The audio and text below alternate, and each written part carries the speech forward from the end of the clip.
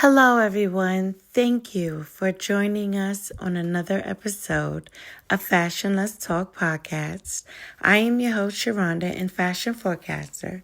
And I know it's been a lot going on this week with everything, all of the fashion war and the tariffs and the declining of all of the fashion brands for the first quarters and the creative directors, swapping from brands and designers stepping down. It's been a lot. I know, because I've been giving it to you guys for probably a year now.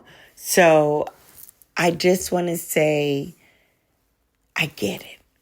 It's a lot, but there is an amazing, peaceful end of the road, a light of the road where some amazing things can come out of it. But I don't want to act like there is not a shitstorm happening, because it is. And we're going to talk about it all. So right now, everyone know what's going on. U.S., China, all of the countries, all the tariffs, and China exposing all of the high-end brands that have been utilizing their services and manufacturers to produce these collections, that a lot of people were investing in these logo brands thinking that it was quality made from France, Italy, when it was actually all being made from China. And China has been exposing them all this week. Get it.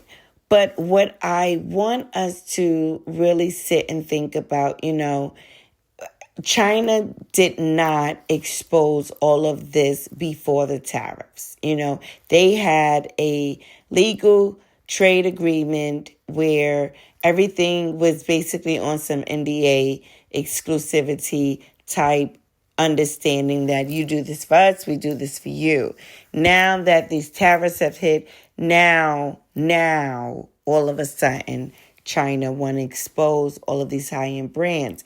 And I get it. And they're like, okay, you don't have to go to these big brands. You can come directly to us. But my thing is, and I want all of you to really just sit and think about it with me. Let's just take a moment to sit. Why wasn't this opportunity available to the public in the beginning? Like, why did it take for Trump to release all of these tariffs for China to say, hey, we're the ones you could buy directly to? I don't feel good about that either, because all of the small businesses that been around within mainly the last, I would say, 3 to 4 years, going strong with trying to build these relationships with these overseas brands. And there was a lot of racism going on back then. Let's not forget how a lot of, even Africa, were being racially targeted or, looked at as, don't come over here trying to purchase things, locking the market. And let's also go even deeper, not just with China, but how it became where China got to this point. Because China was smart. Let's not deny it. They were smart on how they strategically move. U.S. is not reliable the way they try to act as if they are. So China was moving on a way of, Tokyo, all of them was moving on a way of, listen, y'all are here today, but y'all have always moved and shown your ass of being gone tomorrow. So we have to be prepared for when y'all pull this shit. And they knew it. They knew it a long time ago. Just because all this is happening today does not mean it was in place to happen years, decades ago. You know what I mean? Like this is not new to this. This is not new to all of these billionaires and government and Congress. They true to this. So let's be real, where all of this really started when U.S.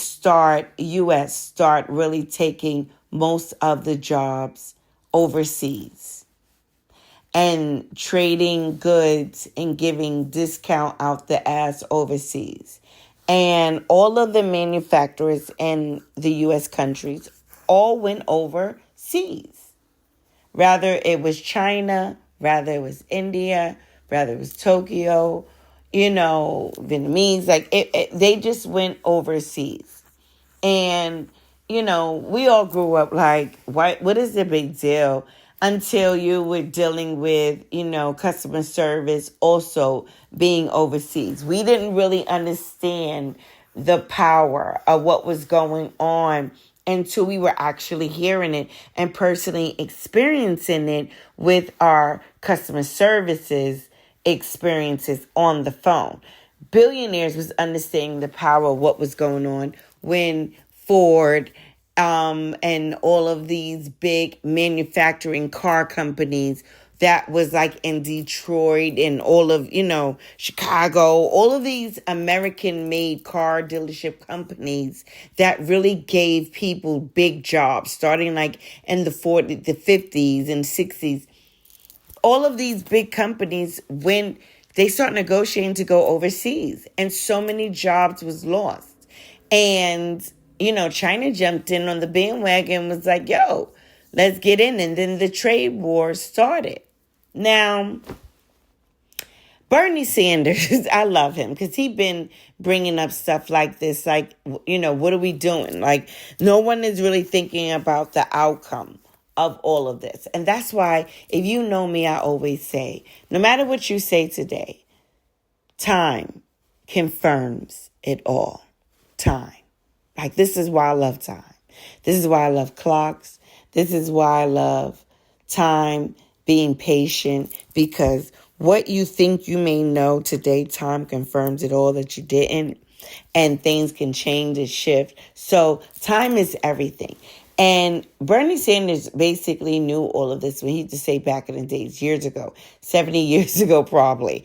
The way we are trading off our manufacturing and lowering our standards, we're trading off everything over to overseas is going to backfire on us in every industry. We're speaking of the fashion industry, but it's not just the fashion industry.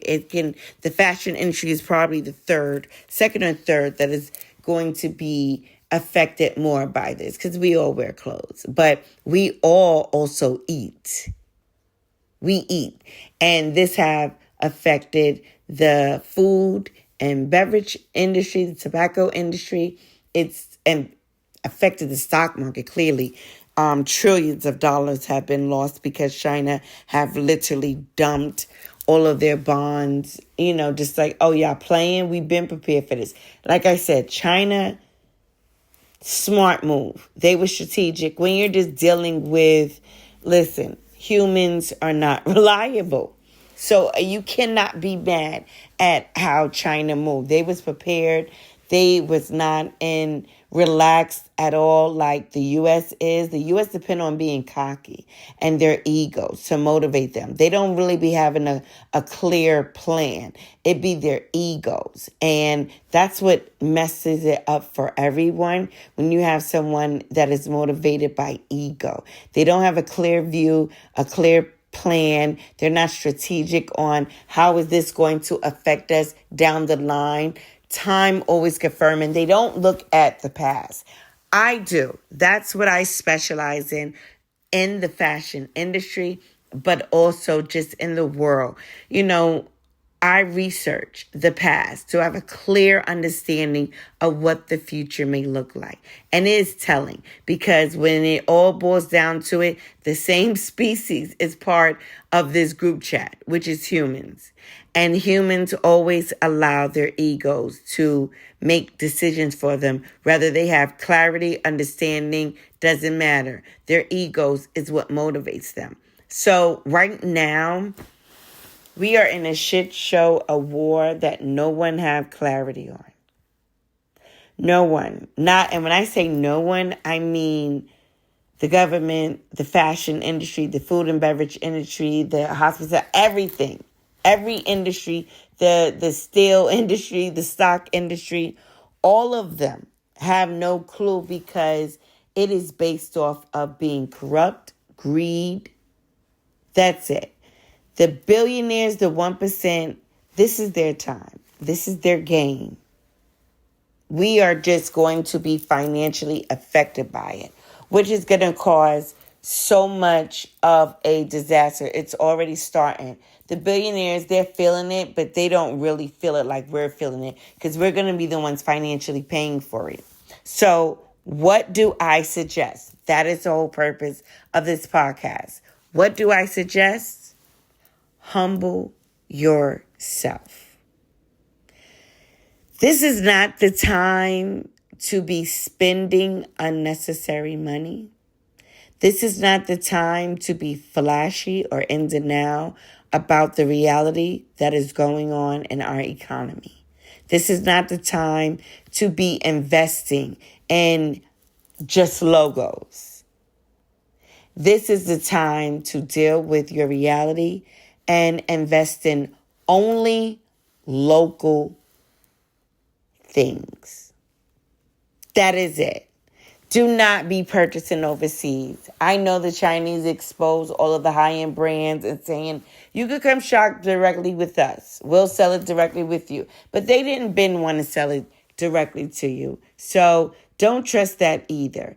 Invest in your local companies, brand, farmers markets.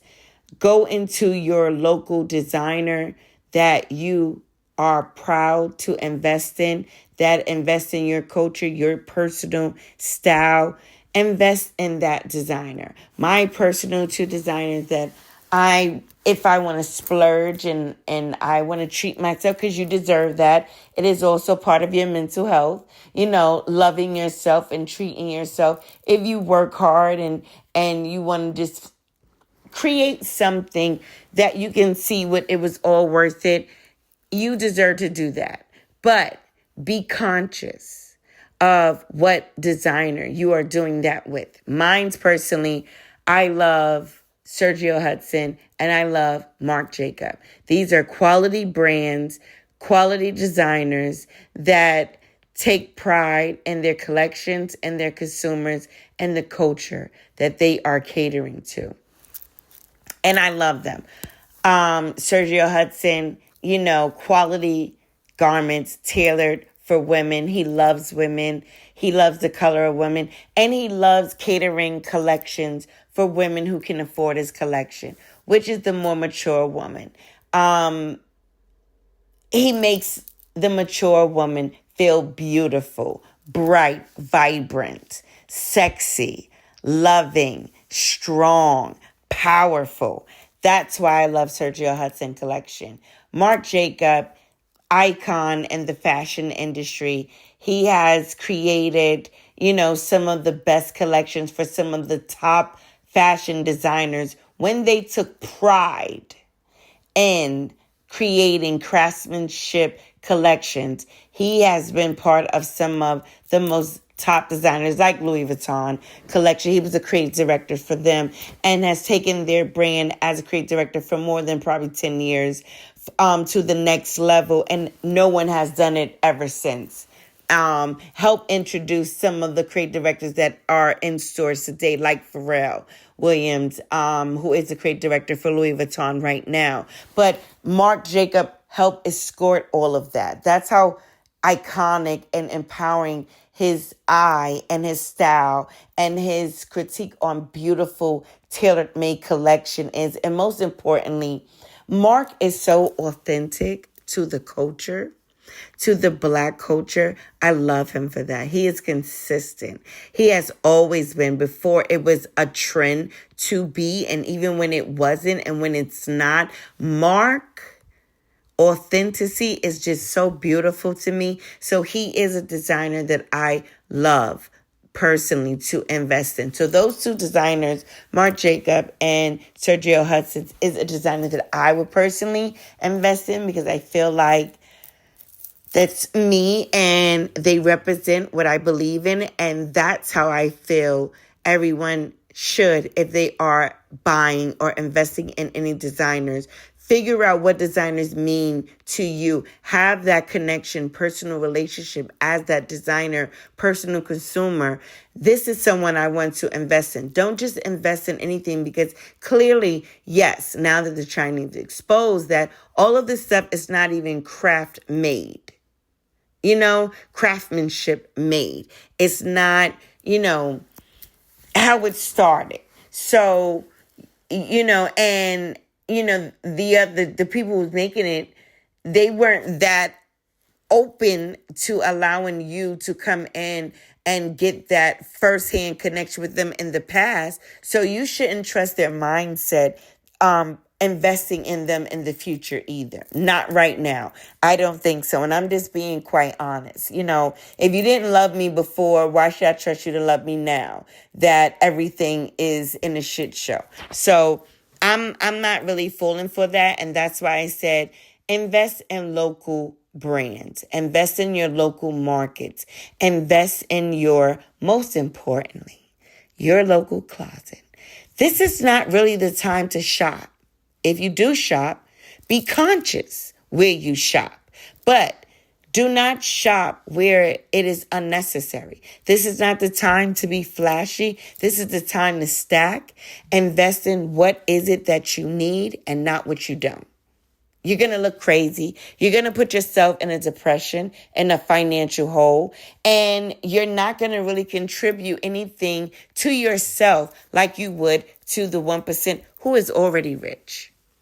They're not taking this tax bill. We are. So we have to be conscious and strategic on how we invest our money, what we do with our money, and most importantly, see the big picture of it all. You don't have to be filthy rich to feel rich. You don't have to be. You have to just be able to appreciate what you have, which is life, air in your body, food on your table, your bills paid on time, your credit okay.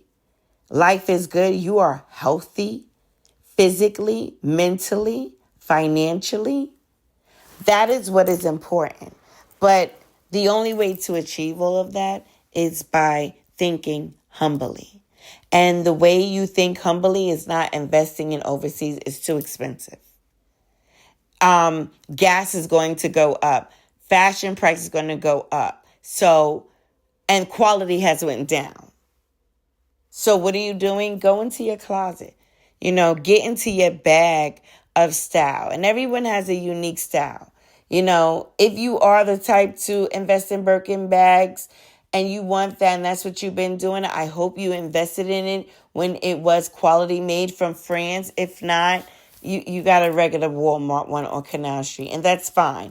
But either way, pull out your shit. If you are more of a comfortable, relaxing, but you invest in quality, comfortable, relaxing stuff, pull out your stuff. If you're more like a cowgirl, relaxed jeans, t-shirt, and you invest in more of your boots, pull out your quality boots, because all of this stuff have its market of quality wear.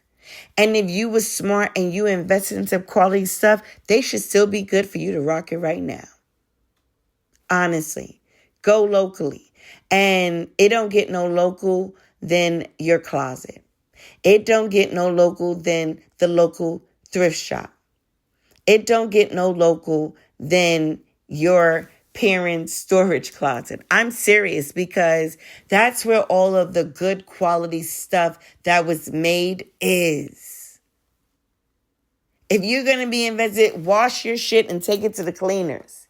That's what we're doing right now. That's the vibe everyone should really be on. Thinking humbly so you can feel rich. You really don't need a lot. You don't need a $10,000, $5,000, $3,000 bag. What you need is mental peace. What you need is food on the table to be able to eat. What you need is clear, good, healthy water. What you need is joy, nature, peace. That doesn't really cost a lot. And that's what we need to step into. Local investment. Go to your local farmers. Get on your shit. Like I'm telling you, quiet as kept. I'm going to keep it so funky with everyone. This is how billionaires really live. Honestly. And I'm going to just use this for an example. You ever seen where a super rich woman who got engaged or got married and got this humongous diamond that was worth millions, no matter if it's a Yellowstone, Princess Cut, whatever you want to name it, it costs some money, right? And it was real, it's official, but these are influential people. They could be celebrities. And when they go out in public, rather they have some security or they're just going to be amongst a crowd, they do not wear the actual $1 billion diamond engagement ring. They wear a replica. Okay? Walk with me down this aisle, y'all. They wear this replica because the one that is value with that's real, that costs a lot of money, is in a safe. It was an investment. It is in a safe. It is not in a home. It is not in a little jewelry box. It is in a safe with insurance attached to it. So if anything happens, they can get their money back or a new one. Okay? Walk with me. So just like they have a replica of this high quality brand, that's what the billionaires, the 1%, do with their wardrobe and their clothes. They don't feel like it is an investment. And if it is locked up in a safe or a bank some fucking where and not close to the bathroom. Okay? So no one is really investing. And now that the billionaires are even understanding that $10,000 bag was still made in China and wasn't made in France.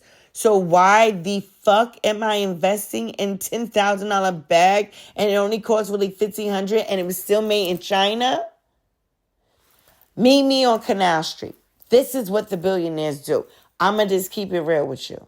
If it looks the same, smell the same, and I purchased it from the same fucking factory manufacturer that actually sold a bunch of them to the one that owns the licensing deal of the logo, why would I invest in that? If it's just to make it clear to the public that I got it, then I can get a fake one. Because the way I carry this shit and the bins or whatever it is, the way I live in the house that I go into, is going to confirm I really live this. No real bag is going to do it. So this is how the billionaires think. And they're not investing in it. Only the broke is not in on the joke. Ooh, that's a bar. Only the broke is not in on the joke. Baby, it don't get no realer than that savings. And on that note, I'm going to end this podcast because that's it. Only the broke is not in on the joke. So, on that note, we are going to end it with humble yourself, buy locally, invest in brands that appreciate you as a consumer, save your money, stack your money, go into your closet, invest in only quality stuff.